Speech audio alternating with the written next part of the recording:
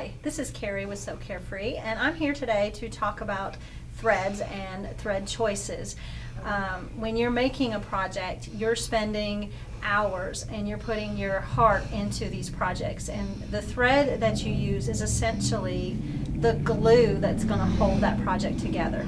So how do you know what thread to choose? There are different ways to consider threads. When you're thinking about your project, what are you doing? Are you sewing? Are you quilting? Are you embroidering?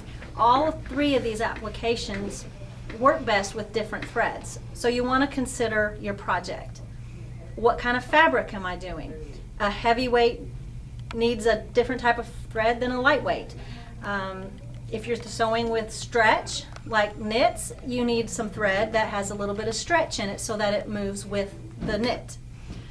What type of stitching are you doing? Do you plan on using decorative stitches or top stitches? Then you might want a smoother thread for that than what you're using to sew your seams. What type of machine? If you're using a serger or an overlock machine, you want to make sure that you've got the appropriate thread for those. The sergers tend to use a thinner thread to reduce the bulk that's in those seams. And there again, your thread type. It will depend on your project. Most quilters prefer a cotton thread. Embroidery can be done with polyester, or it can be done with rayon. Those are just a couple to name a few. Thread size, 50 weight versus 90 weight. This can make a difference in your final project. The lower the number, the thicker the thread. And a little bit later, we may touch on that again. So what's the difference between quilting and embroidery thread? First of all, the strength. Quilting thread is designed to add strength to your seams so they will last a lifetime, whereas the focus of embroidery thread is that finished look. The weight of embroidery thread is typically a 40 weight thread, whereas for quilting, a 50 weight is generally preferred. The lighter thread itself doesn't add the bulk to your seams. This can definitely make a difference if you're doing paper piecing or where you have a lot of seams that come together.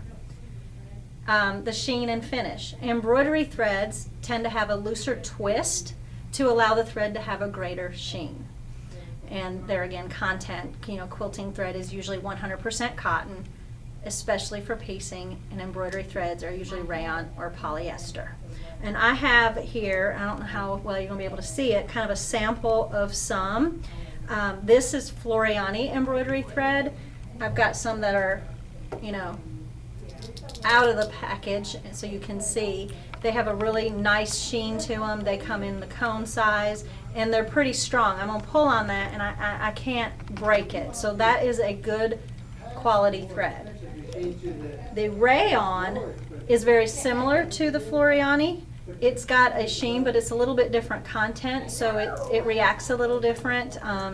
In my opinion, sometimes the rayon, I prefer the polyester thread, but there again, it's very strong. I'm not able to break that. And that is very important because as you're doing embroidery, it's got to withstand the embroidery process. And if it's a weak thread that tends to break, it may not hold up to the process of actual embroidery and will break and cause you problems while you're doing your embroidery. So we're going to talk about quilting thread brands because after all, we are a quilt guild, and that's probably what most of us are interested in the most. We carry, at Sew Carefree, we carry the Aurifil. Aurifil is an Italian-based company, and they use the highest quality of Egyptian cotton, and it's really the most popular brand in the industry because of its low lint, and that is because of its manufacturing process. And there again, you can see I cannot break this thread. That's very important, and we'll talk more about that in the end. Now there is a brand called Gutermann. We don't carry it at Sew Carefree, but it is a natural thread if somebody wants to make sure their quilt is done with 100% natural products. Madeira, we carry Madeira Katona. It is what's called, and I don't know if I'm saying this right, a double mercerized Egyptian cotton. What that means is the mercerized process is makes it more lustrous than your conventional cotton.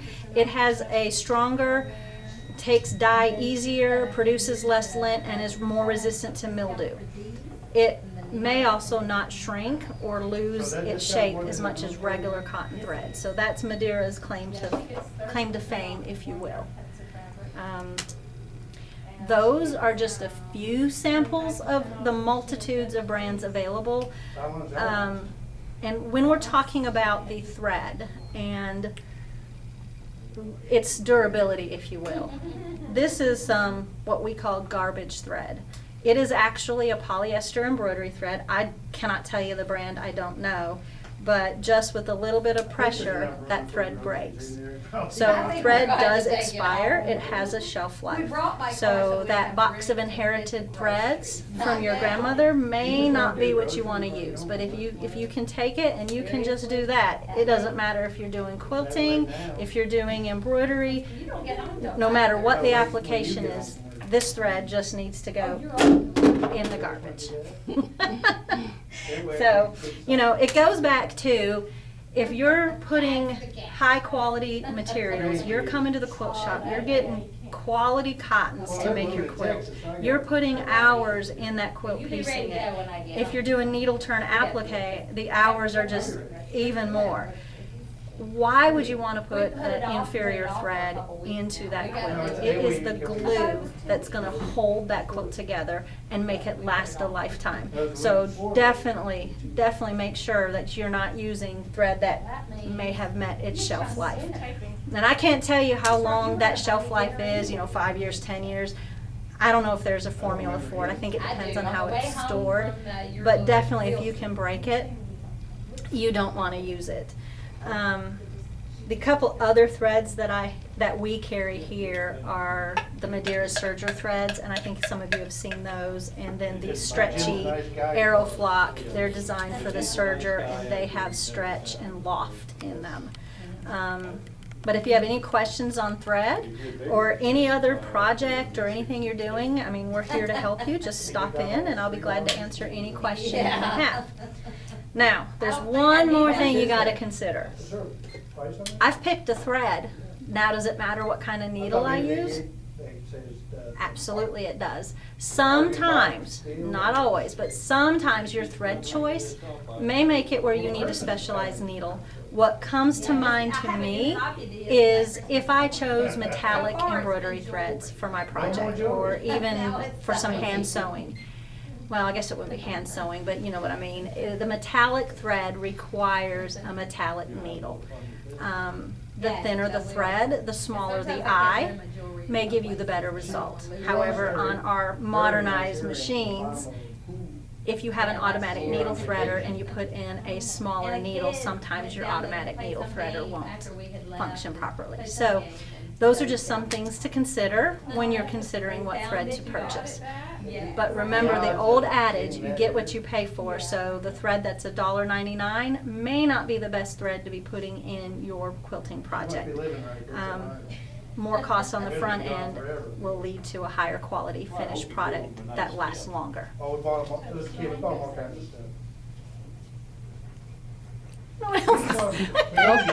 Thanks, Thank Keri. you for listening. I appreciate it. I know this probably isn't as long as some of your other demos, but when you talk about thread, I think there's only so much you can say about thread. But anyway, if you have any questions, you know where you can find me.